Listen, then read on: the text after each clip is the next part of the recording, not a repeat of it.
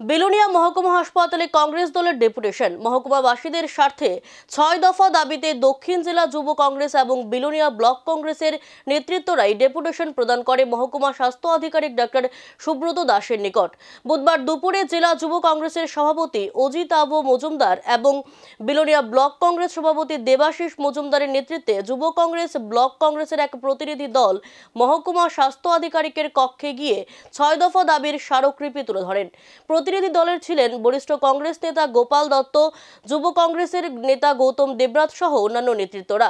প্রতিনিধি দলটির দাবির স্মারকলিপি প্রদান করে দাবিগুলি নিয়ে আলোচনা করেন মহকুমা স্বাস্থ্য আধিকারিকের নিকট। দীর্ঘক্ষণ আলাপ আলোচনা করার পর মহকুমা স্বাস্থ্য আধিকারিক দাবিগুলির প্রতি যৌক্তিকতা স্বীকার করে ঊর্ধ্বতন কর্তৃপক্ষের নজরে নেবেন বলে জানান।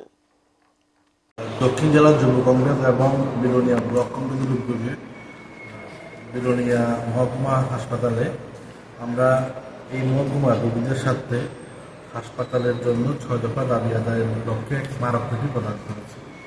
আমাদের যে ৬টি মুখ্য দাবি, এই ৬টি মুখ্য দাবির মধ্যে আছে বিলোনিয়া মহকুমা হাসপাতালে আধুনিক সিটি স্ক্যান ব্যবস্থা করতে হবে, যা বিলোনিয়া মানুষের দীর্ঘদিনের একটি গুরুত্বপূর্ণ দাবি। এছাড়া এই পৌর হাসপাতালের মধ্যে আধুনিক বিদ্যুৎ ব্যবস্থা ২৪ ঘন্টা যাতে বিদ্যুৎ থাকে তার ব্যবস্থা করতে হবে।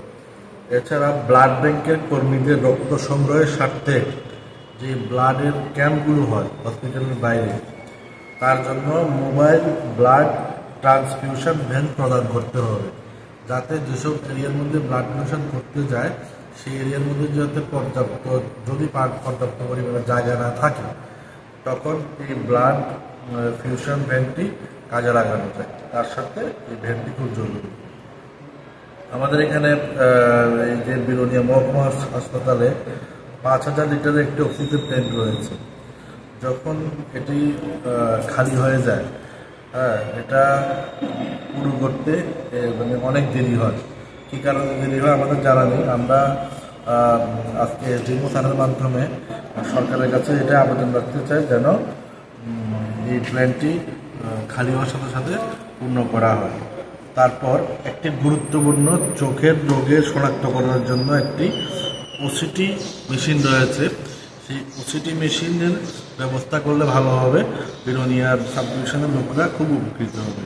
তার সঙ্গে সবচেয়ে গুরুত্বপূর্ণ সর্বশেষ যে আমাদের দাবি রয়েছে, নবজাতক বা সদ্যজাত শিশুদের জন্য কমপক্ষে ৫ শয্যা বিশিষ্ট একটি নবজাতক নিবিড় পরিচর্যা ইউনিট